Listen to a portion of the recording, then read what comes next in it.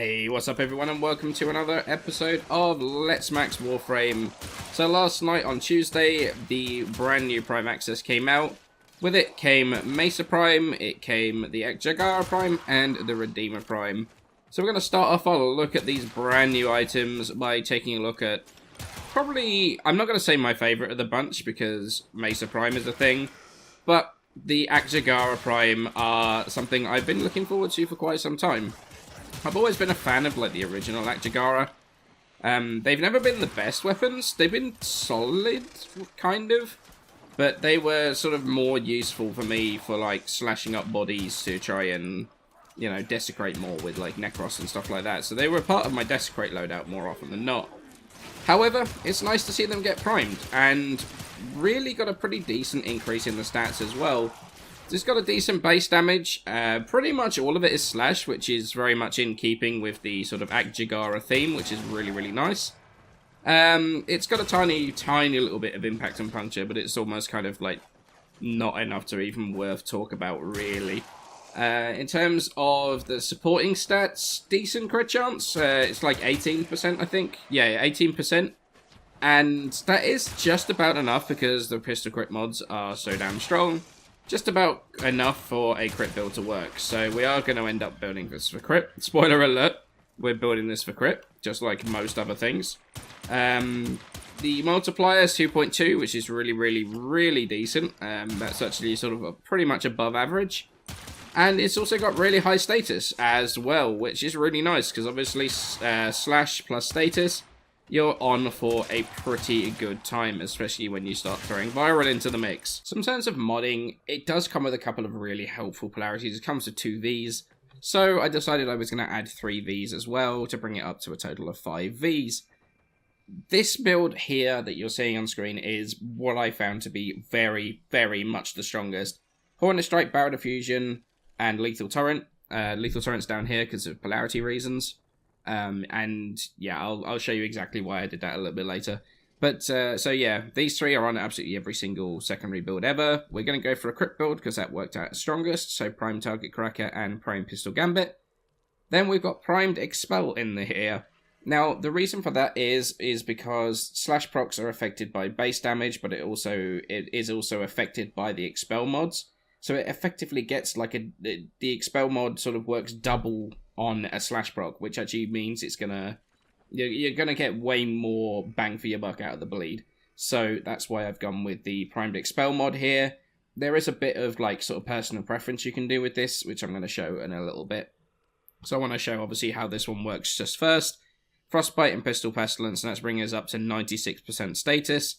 But because slash has a by far, in terms of weighting of status, the physical comes like it's got like a 5 times multiplier over the elemental, so you're going to proc slash way more than viral.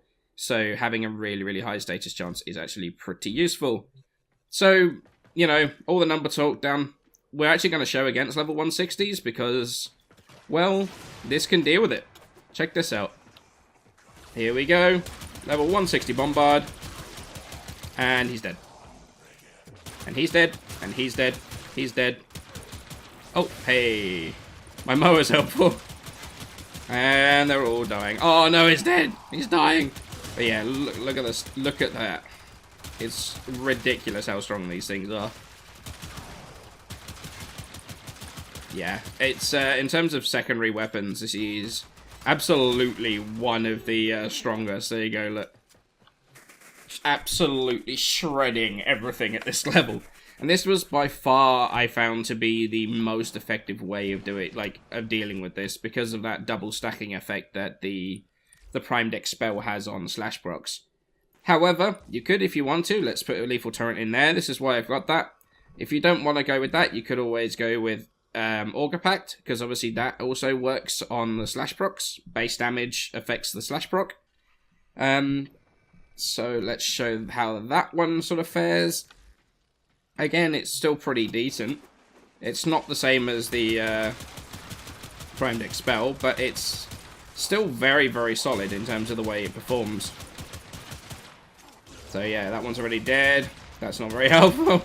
My unit is not helping. So yeah, you can see just chunks being removed there.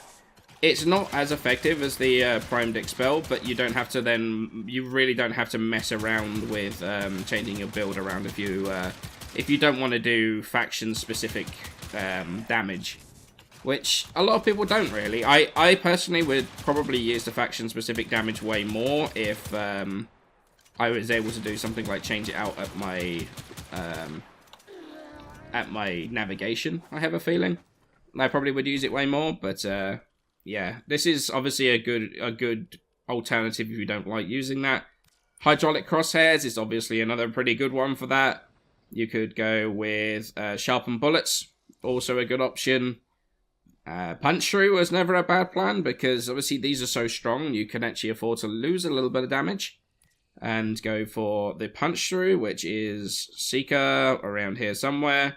You might actually have to, yeah, you actually have to reformer for that one, which is a bit unfortunate. So yeah, I would actually go with not necessarily unranked, but rank that up to whatever you can fit, because putting another dash on here kind of messes up the build if you do want to do the faction specific. But honestly, the faction specific and the Prime Gextroll mods are absolutely the way to go on this one. Like I say, that double stacking effect makes so much of a difference, and it really does. Like, it means it absolutely tears through everything. There you go, look. That bombard has just gone immediately. It's a little bit less effective on the heavy gunner, because obviously you don't have the bonus to viral as well, so... But you can just let them bleed out like that. The bombard on the right there, he just bled out. Like, I stopped firing at him. Honestly, I could probably stop firing at him and go over to this heavy gunner. And I have a feeling he will probably die. Yep, he's dead. Let's go save the unit. So, that's basically how I decided to mod this thing. And, you know, how does that really affect how I feel on these weapons? Well, what it actually means is that I like these things a lot. Realistically, the old Akjagara were not, like, they weren't the most loved weapons. When they originally came out, well, I mean, to be honest, it doesn't matter when they originally came out. They had very high build requirements, so people weren't really that into them. I remember that there was a big discussion when they did come out about the actual build requirements, and they never got changed, so... For a lot of people, they were just seen as mastery fodder and kind of unworth the build requirements. Which was kind of a... I personally think that's a shame, because they were really good-looking weapons, and they worked really nicely alongside, like, Necros to sort of help with his Desecrate. Obviously, cutting enemies up into tiny little pieces helps with the Desecrates. So, they were weapons that I really enjoyed, so I'm so glad that they actually got primed, and I really think that these are... I mean, I'm not gonna beat around the bush. These are absolutely top tier secondaries. They are, if not top of the pile, like, they are so very close to being top of the pile in terms of the secondary weapons. They are ridiculously strong. They just deal with everything and anything. You can bring them into any content that you really need to. You can bring them into your sorties. You can, like, honestly, these things are, like, endurance run worthy. They just absolutely are, and that's good. I'm glad. I'm really, really happy. Like, they look amazing as well. Like, let's be honest, they look great. They feel great to fire, even though they have no recoil, which I do find to be a bit of a shame, because honestly, one of the features of the original was it had quite high recoil. Like, so much so that I actually modded for it. I put a steady hands on my original weapon. So, to lose that in its entirety for this is a bit of a shame, really. It does lose a little bit of the character of the weapon, but it still has that really, really cool reload animation. It has really, really good, like, sound as well, so it sounds good. So not only does it, like, perform ridiculously well, it's got all the traits of a good weapon insofar as it's good looking, it sounds great, like, it's got the theatre that I crave from weapons. I am so happy with the Akjagara Prime. These are probably going to be my main weapons for quite some time. I would imagine. I can't see myself taking anything else other than these right now. Let me know what your comments, or your thoughts are in the comments below. I really, really am enjoying them, though. Thank you all so much for watching. I hope you're enjoying these new style format videos. leave some feedback in the comments below if what you would like to see me improve, and if there's anything I can do better. But for now, thank you all so much for watching, and I shall catch you in the next one.